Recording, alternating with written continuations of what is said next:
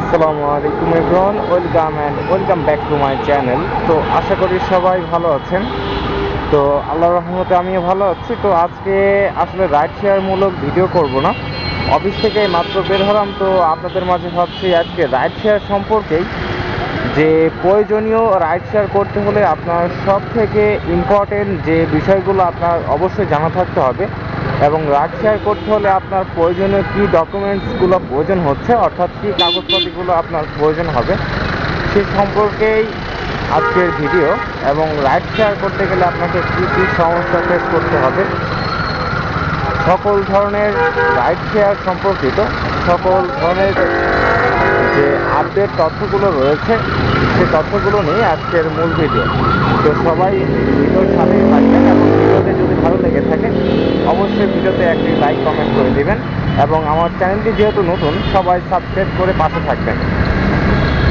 এবং ride share করতে হলে সর্বপ্রথম আপনাদের কী প্রয়োজনীয় কাগজপাতিগুলো প্রয়োজন হচ্ছে, সর্বপ্রথম আপনার বাইকের যে রেজিস্ট্রেশন পেপার রয়েছে সেই রেজিস্ট্রেশন পেপার প্রয়োজন হবে, এবং অবশ্যই রেজিস্ট্রেশন পেপারের 1 বছরের ডেট থাকতে হবে। তারপরে আপনার যে গাড়ির যে টাকা জমা দিয়েছেন ই ড্রাইভিং, সেটি প্রয়োজন হবে, এবং আপনার নিজের পার্সোনাল ড্রাইভিং লাইসেন্সটি প্রয়োজন হবে। এবং তার সাথে আপনার বাইকে অবশ্যই লুকিং গ্লাস থাকতে হবে, আপনার হেলমেট থাকতে হবে, আপনার শুজ থাকতে হবে। এবং এটি ব্যতীত আপনি যে কোনো পুলিশ যদি আপনাকে ধরে, অবশ্যই আপনাকে যে কোনো একটি কেস তারা দিয়ে দিতেই পারে, যদি আপনি ব্যবহারমূলক অর্থাৎ ভালোভাবে তাদের সাথে কমিউনিকেশন না করতে পারেন, আপনাকে যে কোনো একটি কেস তারা দেবেই। তো এই জন্য আপনাদেরকে বলি, প্রথম 1 নম্বর আপনার গাড়ির প্রয়োজনীয় যে দুটি কাগজপত্রগুলো রয়েছে সেটি প্রয়োজন। 2 নম্বর আপনার ড্রাইভিং লাইসেন্স প্রয়োজন। 3 নম্বর আপনার গাড়িতে সেফটির জন্য আপনার যে লুকিং গ্লাস এবং হেলমেট এবং শু, এই 3টি প্রয়োজন।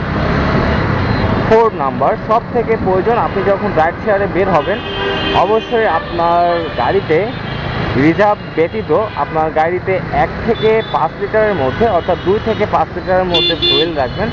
এটি ব্যতীত আপনারা যদি আমার 2 নম্বর রাইডটি দেখেন, রাইড শেয়ারের ভিডিও, অর্থাৎ দ্বিতীয় দিনের যে রাইড শেয়ার ভিডিওটি রয়েছে সেটি যদি আপনারা দেখেন, তো আপনারা বুঝতে পারবেন একটা গাড়িতে রাইড শেয়ার করতে হলে সব থেকে যে বেশি ইম্পর্টেন্ট সেটি হলো আপনার গাড়ির ফুয়েল। এবং অবশ্যই আপনাকে গাড়ি চালাতে হলে গাড়িকে সুন্দরভাবে, একটা ওয়াইফকে যেভাবে আপনি আদর যত্নে রাখেন সেভাবেই আপনি একটা গাড়িকে সামনে রাখতে হবে। যেমন আপনাকে গাড়ির মোবাইলগুলো চেঞ্জ করতে হবে নিয়মিত, 1000 কিলোমিটার হলেই যেইভাবে টাইম মেনটেন করে মোবাইলগুলো চেঞ্জ করেন ওইভাবেই চেঞ্জ করতে হবে। এবং অবশ্যই আপনাকে সম্পূর্ণ গাড়ি চেক করতে হবে বের হওয়ার আগে, যে আপনার গাড়ি সম্পূর্ণ ঠিক আছে কিনা, হরেন ঠিক মতো বাজতেছে কিনা, গাড়িতে পর্যাপ্ত পরিমাণ ফুয়েল রয়েছে কিনা, আপনি হেলমেটটা নিয়েছেন কিনা, সম্পূর্ণ কিছু দেখার পরবর্তীতে আপনি রাইড শেয়ারের জন্য বের হবেন। তো এগুলো ছিল আজকের ইম্পর্টেন্ট রাইড শেয়ারের জন্য সব থেকে তথ্যমূলক ভিডিও। এবং তার সাথে আমি এই কিছুদিন 1 সপ্তাহ রাইড শেয়ার করি নতুন অবস্থায়, যে ইম্পর্টেন্ট তথ্যমূলক যে জিনিসগুলো প্রয়োজন হবে আপনাকে রাইড শেয়ার করতে হলে, তার মধ্যে হচ্ছে আপনি অবশ্যই কোনো অ্যাপসে রাইড করবেন, আপনি কখনোই কন্ট্যাক্টে কোনো রাইড শেয়ার করবেন না।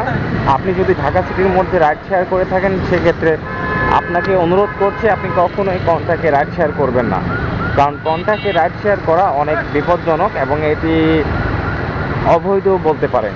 কারণ কিছুদিন আগেই রাইড শেয়ারের জন্য ঢাকা সিটিতে একটা মামলা পরিবেশন হয়েছিল। সেখানে বলে দেওয়া হয়েছে আপনারা যদি কোনো অ্যাপ, অর্থাৎ কোনো অ্যাপ, লাইসেন্স অ্যাপ ব্যতীত, যেমন উবার রয়েছে, পাঠাও রয়েছে, এই অ্যাপসগুলো ব্যতীত অন্য কোনো অ্যাপসে রাইড নেওয়ার চেষ্টা করবেন না। এবং আপনাকে আরেকটি ইনফরমেশন আমি দিয়ে দিতে পারি, আপনারা কখনোই ঢাকা সিটির মধ্যে রাইড করলে রাত 8টার পরবর্তী সময় থেকে আপনারা কখনোই মোহাম্মদপুরের কোনো টিপ নেবেন না, কারণ মোহাম্মদপুর একটা ডেঞ্জারাস এরিয়া। এখানে আপনারা টিপ নিলে অনেক মারাত্মক ধরনের অনেক কিছু আপনার সম্মুখীন হতে হবে। আপনি ছিনতাই বা আপনার শখের বাইকও হারিয়ে ফেলতে পারেন। তো আপনাদেরকে অনুরোধ করছি, আপনারা কখনো 8টার পরে মোহাম্মদপুরে টিপ নেবেন না। এবং আপনারা যদি কন্ট্যাক্টে টিপ নেন, আপনারা অবশ্য 10-20 টাকা, হয়তো 30 টাকা 50 টাকা বেশি পাবেন, কিন্তু আপনারা সেফভাবে রাইডটি শেয়ার করতে পারবেন না। সেজন্য রাইড শেয়ার করতে হলে অবশ্যই আপনি আপনার অ্যাপসগুলোতে রেজিস্ট্রেশন করবেন, এবং আপনি অ্যাপসগুলা কীভাবে রেজিস্ট্রেশন করবেন এবং ভেরিফাই করে অ্যাপসে আপনি রাইড শেয়ার করবেন সেই সম্পর্কে যদি আপনারা ভিডিও চান, আমরা পরবর্তীতে এই সম্পর্কে ভিডিও আপনাদেরকে শেয়ার করব। তো এখন যাচ্ছি বাসার দিকে।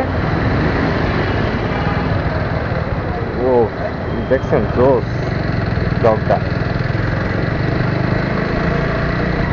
তো আজকে রাইড শেয়ারের কোনো প্ল্যান ছিল না। তো কালকে ইয়ামাহার একটা লুকিং গ্লাস দেখে এবং আমার আগের ভিডিওটা দেখে আপনারা যদি দেখে থাকেন তাহলে বুঝতে পারবেন, আমার আগের লুকিং গ্লাসটা একটা বাসের সাথে ধাক্কা খেয়ে ভেঙে গিয়েছে। তো আজকে একটা নতুন লুকিং গ্লাস নিয়েছি এবং অনেক সময় ইনভেস্ট হয়েছে, জন্য আজকে আর কোনো রাইড শেয়ারের কোনো প্ল্যান নেই। এখনও লাঞ্চ করা হয়নি, পেটে অনেক ক্ষুধা রয়েছে, এই জন্য আজকে আর রাইড শেয়ারের জন্য বের হয়নি। বাসার দিকে চলে যাচ্ছি। দেখতে পাচ্ছেন আমি আজকে একটা লুকিং গ্লাস নিয়েছি।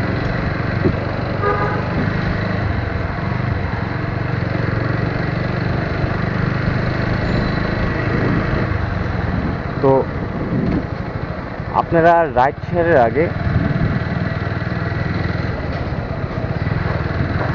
অবশ্যই আমি আজকের ভিডিওতে যে তথ্যগুলো আপনাদেরকে দিয়েছি সেগুলো আপনারা সবাই অবশ্যই ফলো করবেন। সেটি ব্যতীত আপনারা কখনোই ভালোভাবে পথে রাইড শেয়ার করতে পারবেন না। দেখেন, একটা ঢাকা সিটির মধ্যে একটা ফুয়েল স্টেশন, অর্থাৎ যে তেলের পাম্পগুলো রয়েছে সেগুলো অনেক দূরে হয়ে থাকে। যদি আপনার তেল শেষ হয়ে যায়, ভাবেন যদি কোনো মতে ফুয়েল স্টেশনের আশেপাশে আপনি না থাকেন, তাহলে আপনাকে মিনিমাম 2 থেকে 5 কিলোমিটার হাঁটতে হবে। আমার আগের ভিডিও দেখলে আপনারা বুঝতে পারবেন, আমি 2.5 কিলোমিটার অর্থাৎ 2.5 কিলোমিটার পথ হেঁটে ফুয়েল পেয়েছিলাম, এবং তার পরবর্তীতেই আমি রাইডটা শেয়ার করতে পারি। তো যেহেতু আমি বর্তমানে 4B রাইড করতেছি এবং 4Bতে অনেক তেলের সমস্যা হয়ে থাকে। আমার বর্তমানে আমি যদি অকটেন ব্যবহার করি তো 28 কিলোমিটার করে আমি রাইড করতে পারতেছি, এবং আমি যদি পেট্রোল নিই, আর ঢাকা সিটির মধ্যে পেট্রোল আপনি অনেক কম পাবেন এবং পেট্রোলে আপনার ইঞ্জিনেরও সমস্যা হয়ে থাকে, এবং আমি বর্তমানে অকটেনই ব্যবহার করতেছি, তেলের হিসাবটা করতেছি না বর্তমানে। এবং আমি আছি ইস্টার্ন হাউজিংয়ে যে বস্তিগুলো রয়েছে সেগুলো ভাঙা হয়েছে, আপনারা দেখতে পাচ্ছেন কি একটা অবস্থা মানুষের। এখানে কত হাজার হাজার মানুষ থাকতো, কত দোকান, কত কিছু ব্যবসা বাণিজ্য সব কিছু দেখতে পাচ্ছেন ভাঙা হয়েছে। আপনারা যদি আমি ক্যামেরা দিকে ঘুরাই দিই, যদি দেখেন কত কিছু ভাঙা হয়েছে, কত ঘরবাড়ি। আসলে এই বস্তিগুলো ভাঙা হয়েছে এই জন্যই, যেহেতু বর্তমানে নতুন সরকার রয়েছে, ঢাকা সিটির মধ্যে যে আবাসনগুলো রয়েছে, অর্থাৎ যে এরিয়াগুলো রয়েছে যেখানে বাসাবাড়ি অর্থাৎ বস্তিমূলক জায়গাতে মানুষ বসবাস করে, সেই জায়গাগুলো উন্নত করার চেষ্টা করতেছে। আসসালামু আলাইকুম। তার জন্য এই বস্তিটা ভাঙা হয়েছে, কিন্তু এটাই আমি সহমত দিব না, কারণ এখানেও অনেক হাজার হাজার মানুষের জীবিকা নির্ভর ছিল। তো স্বাধীন বাংলাদেশ হিসেবে সবারই সুন্দরভাবে যেইভাবে ভালো থাকতে চাই তাকে সেইভাবেই ভালো রাখা উচিত।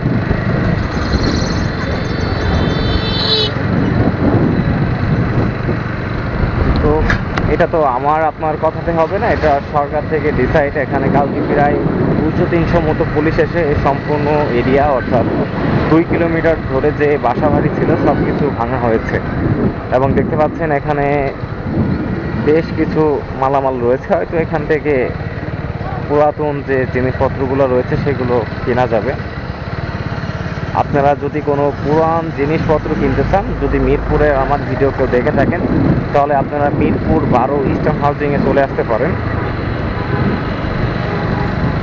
এবং আমার বাসা বর্তমানে মিরপুর 12 সেনানিবাসের কাছে। মিরপুর সেনানিবাসের সংলগ্নই আমার বাসা। তো আমি পরশুদিন একটা কেস খাইছি নিউটনের, সে সম্পর্কে যদি আপনাদেরকে বলি। মিরপুর অসুস্থতার জন্য আসলে কাশি হচ্ছে। তো আমি মিরপুর 2 থেকে ফুয়েল নেওয়ার জন্য আমি যদি ইউটার্ন নিয়ে যদি ফুয়েলটা নিতে চাই, আমাকে প্রায় 3.5 কিলোমিটার পথ অতিক্রম করতে হবে। তো আমার যে ডিস্টেন্স ছিল সেটা হচ্ছে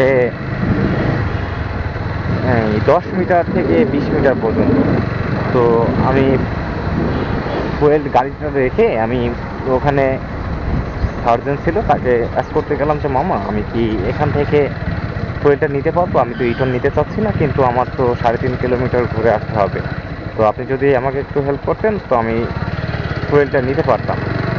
তো তার রিপ্লাইয়ে সে মামাটা আমাকে বললো আপনি গাড়িটা সাইড করেন। আমি গাড়িটা সাইড করলাম। সাইড করার পরবর্তীতে সে তাকে অনেক বোঝালাম যে আজ সারাদিন পর বের হলাম মামা, আজকে কোনো কেস টেস দিয়েন না।